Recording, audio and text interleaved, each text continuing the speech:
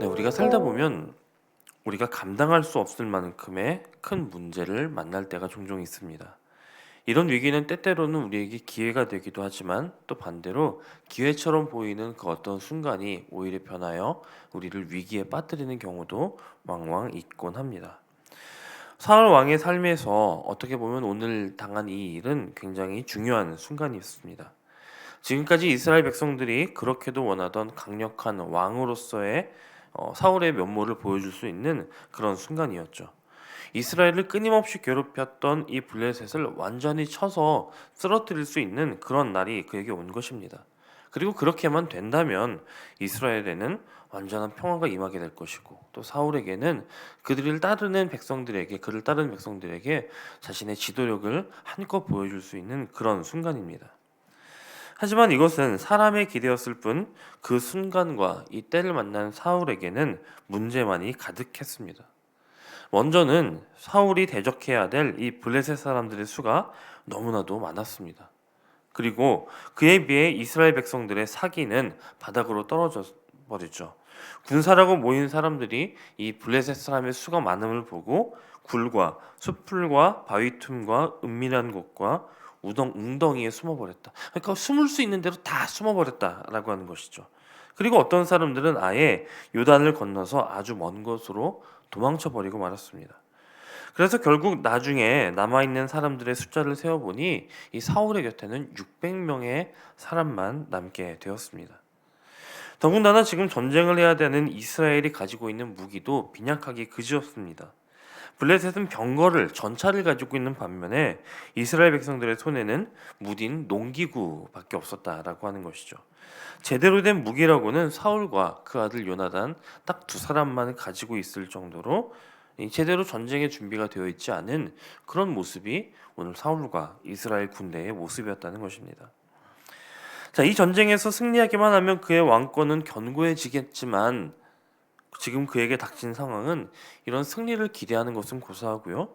과연 이 전쟁에서 이길 수나 있을지, 아니 이 전쟁에서 살아남을 수나 있을지를 걱정해야 할 정도로 많은 어려움이 지금 그에게 닥쳐 있었다라는 것입니다.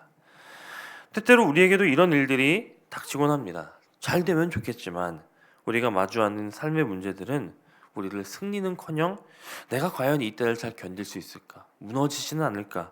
라는 생각이 들 정도로 우리에게 오는 문제는 크고 매서운 반면에 또 그 전쟁 앞에 그 문제 앞에 선 나의 모습은 너무나도 작아 보이고 보잘것없어 보일 때가 많다는 것입니다. 그리고 대부분 그런 문제를 만났을 때 그런 문제들은 우리를 기다려주지 않습니다. 우리를 집어삼키려고 시시각각 다가오지요. 그리고 이런 순간을 만날 때 우리는 답답함을 경험하게 됩니다. 조급함을 경험하게 되고요. 두려움을 경험하게 됩니다. 수많은 생각들과 걱정들과 또 우리가 해야 될 그 일들이 우리를 짓누르는데 그 앞에서 내가 무엇인가를 할 수 없다, 아무것도 할 수 없다라는 것을 깨닫고 낙심하게 되는 때가 왜 우리 인생에 없겠냐는 것이죠. 그리고 그런 우리의 상황보다 지금 오늘 본문 속 사울은 더 급박하고 더 위험한 상황을 만났다라는 것입니다. 지금 수많은 사람들의 생사가 걸려있고 자신의 생사가 걸려있고 더 나아가서 이스라엘의 운명이 나라의 운명이 걸려있는 그 문제 앞에 사울이 섰다라고 하는 것입니다. 자, 그렇다면 오늘 사울에게 이런 문제가 닥친 이유는 무엇일까요? 왜 사울은 오늘 이런 문제를 만나게 된 것일까? 오늘 우리가 성경을 천천히 읽어보면요, 오늘의 이 어려움은 사울에서부터 시작되었다라는 것을 보게 됩니다. 다시 말해 이번 전쟁은 사울이 왕이 된 후 2년째 되던 해에 벌어졌다라고 되어 있는데 이 전쟁은 블레셋이 이스라엘을 쳐들어온 것이 아니고요. 반대로 이스라엘이 먼저 블레셋을 향하여 전쟁을 벌였다라고 보아야 되는 그런 사건인 것입니다. 요나단이 먼저 게바에 있는 사울의 아들 요나단이 먼저 블레셋의 수비대를 치고 그 후에 사울이 나팔을 불고 사람들을 모아서 전쟁을 하게 되었다라는 것이죠. 자, 그런데 참 이해가 되지 않는 대목이 바로 이겁니다.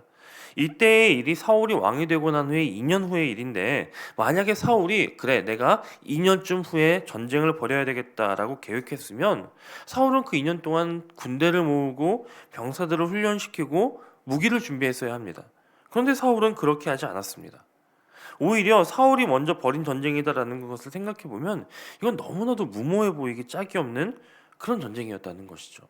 그럼 왜 이렇게 무모한 일을 행했을까? 왕이 되니까 그의 힘을 자랑하고 싶어서, 혹은 전쟁을 통해서 강력한 왕권을 만들어야 되겠다라고 하는 그런 욕망은 아니었던 것 같습니다. 그런 이유였다면 앞서 말씀드린 대로 사울은 2년 동안 전쟁을 준비했어야 해요. 하지만 그렇지 않았다는 것이죠.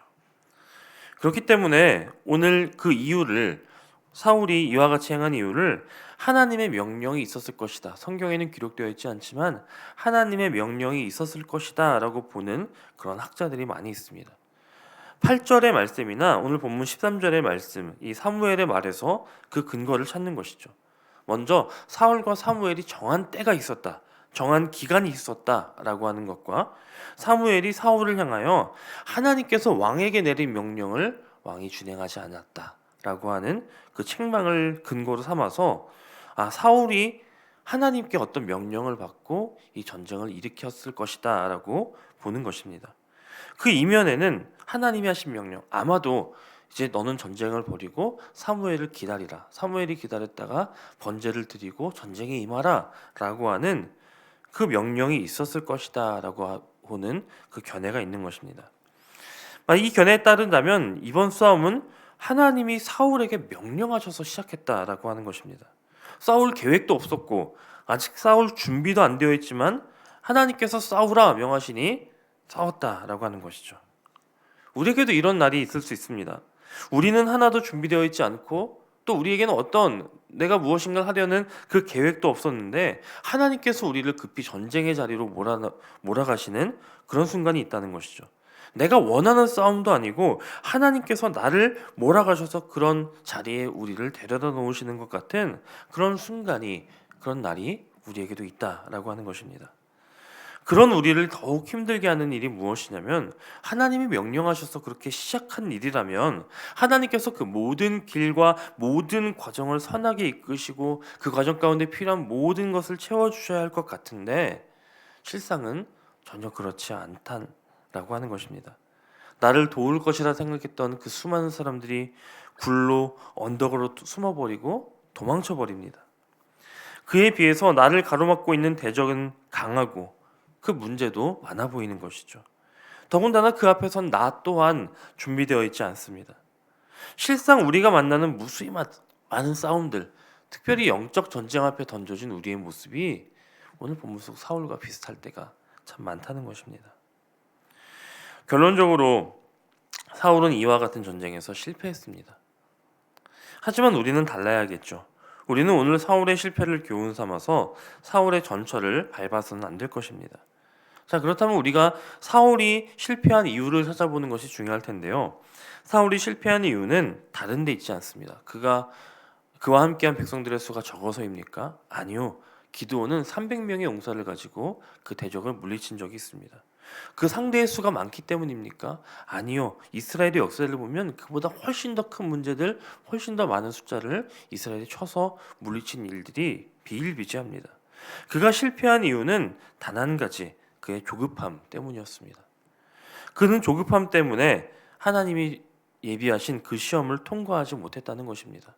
만약에 오늘 이 전쟁에서 그 600명의 숫자를 가지고 사울이 하나님과 함께함으로 그 전쟁에서 승리했다면 오늘 이 장면은요, 이 사울의 인생에 있어서 그리고 이스라엘의 역사에 있어서 큰 영광스러운 장면이었을 것입니다. 하지만 그 좋은 기회를 사울은 그 조급함 때문에 놓치고 말았다라는 것입니다. 사울은 자신 앞에 펼쳐진 현실에 압도당했습니다. 그래서 전쟁을 시작하며 하루하루 시간이 지나며 자신들의 숫자는 빠져나가고 상대의 숫자가 많아지는 것을 보며 그는 하나님이 명하신 것들을 잊어버렸습니다. 다른 말로 표현하자면 지금 그의 앞에 닥친 현실의 문제가 사울 왕을 집어삼켜버린 그런 상황인 것입니다. 그의 믿음을 없애버렸다는 것입니다. 처음에는 그도 믿음으로 전쟁을 일으켰습니다. 하지만 그의 눈에 보이는 이 현실의 문제들이 그 믿음을 조금씩 갉아먹었다라는 것입니다. 처음에는 사울도 인내심을 가지고 사무엘을 기다렸습니다. 얼마나 기다렸습니까? 무려 7일간을 그렇게 기다렸습니다. 7일을 기다렸다라고 하는 것은 사울도 기다릴 만큼 기다렸다라고 하는 것이죠. 그런데 그만 그 사울의 인내심이 한계에 이르렀고 결국 그는 자신이 먼저 나서서 하나님께 번제를 드리게 됩니다. 그리고 재미있는 것은 그렇게 번제를 드리자마자 번제 드리기를 마치자마자 사무엘이 도착했다라는 것이죠. 지금 사울은 기다릴 만큼 기다렸다라고 생각했습니다. 하지만 하나님이 정하신 때는 그 때가 아니었다는 것이죠. 정한 때가 있었고 하나님의 말씀대로 결국 사무엘은 나타났습니다.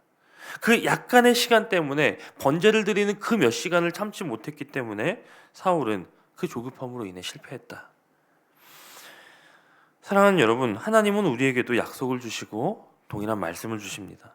그때가 이루어질 날이 그때가 있음을 이루어질 그날이 있음을 기억하며 그때를 기다리라고 그렇게 말씀하십니다.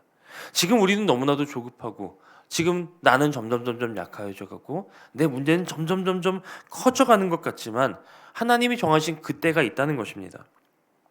그 날을 기다리는 우리는 우리의 마음을 스스로 이와 같이 점검해야 합니다. 혹 내 안에 어떤 조급함이 있지는 않은지, 그래서 하나님이 정하신 그때를 목전에 두고 내가 먼저 나서서 이를 그르치지는 않는지 우리는 우리의 마음을 점검해야 한다는 것입니다.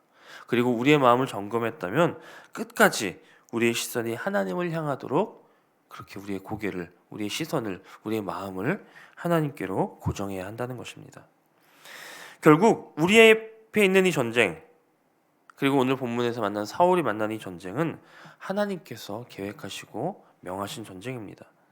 그렇다라고 한다면 이 전쟁은 결코 사울을 망하게 하려고 하나님이 계획하신 전쟁이 아니라 반드시 이기게 하시려고, 그로써 사울을 돕고 하나님의 뜻을 이루시려고 일으키신 전쟁이었다라고 하는 것입니다. 결국 이 전쟁은 이스라엘의 승리로 끝나게 됩니다. 숫자의 열세와 상관없이, 나의 어떠함과 상관없이 무조건 이기는 전쟁입니다. 왜냐하면 하나님이 계획하시고 하나님이 명하시고 하나님이 일하시는 전쟁이었기 때문입니다. 이처럼 전쟁은 하나님께 속한 것입니다. 꼭 칼과 창을 들고 싸우는 이런 전쟁뿐만 아니라 오늘 우리가 매일매일 마주하는 내 삶의 전쟁 역시 하나님께 속한 것입니다. 그렇기 때문에 내가 마주하는 어떤 삶의 전쟁이든 하나님께서 원하신다면 우리는 당연히 승리할 수밖에 없다는 것입니다. 그리고 우리는 그 전쟁 속에서 숨어있는 하나님의 놀라우신 계획과 뜻을 발견하게 될 것입니다.